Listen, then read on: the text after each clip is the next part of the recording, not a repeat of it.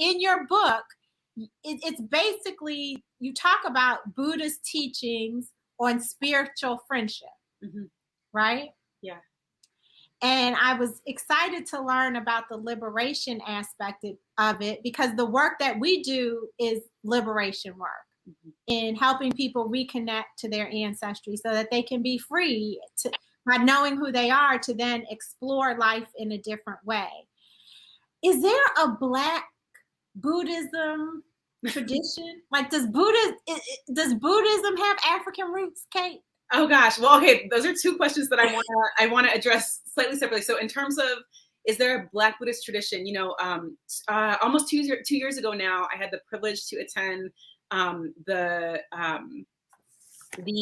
first ever Black Buddhist Teachers of African Descent conference. So there were almost 100 of us that gathered in California from all different kinds of traditions,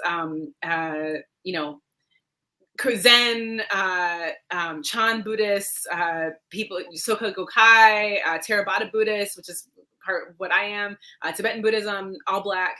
And we had this chance to get together. It felt like a huge family reunion. And when we gathered, we sat in a circle. We all, just as by way of introduction, shared our name, our pronoun, where we were from, and what lineage we practiced. And so people were going around. And then a teacher named Pamela Ayo Yatunde, who lives in Minneapolis, who later went on to edit a book called Black and Buddhist, a series of essays by Black Buddhists about this experience of, coming from, African descent and practicing in the Buddhist tradition. She raised her hand and she said her thing, and then she said lineage. She's like, I want to say Black Buddhist. Can we claim that yet?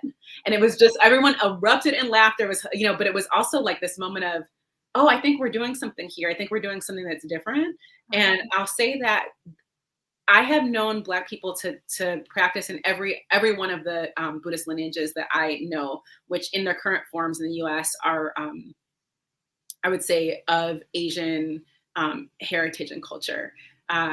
That said, I feel like right now there's a unique expression of Buddhism coming through the Black experience, Black culture, Black minds and hearts, and the way that we're practicing and teaching that is beautiful and distinct and needed, but distinct from the way that I think Buddhism has been primarily practiced in the West, having come through majority, white European teachers and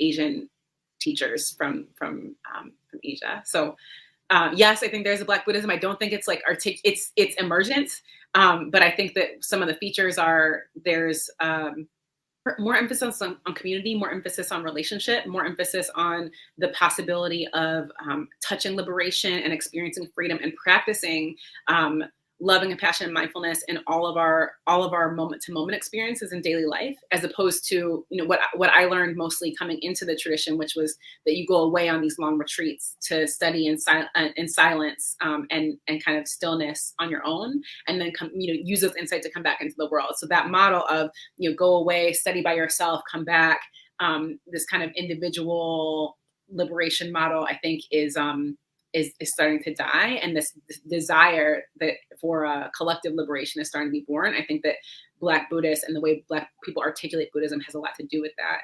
That makes a lot of sense to me, because as a people, we're not individualistic. As a people, we're very communal. We're not silent either. Right. We're very loud, but we are together. There's a sense of togetherness.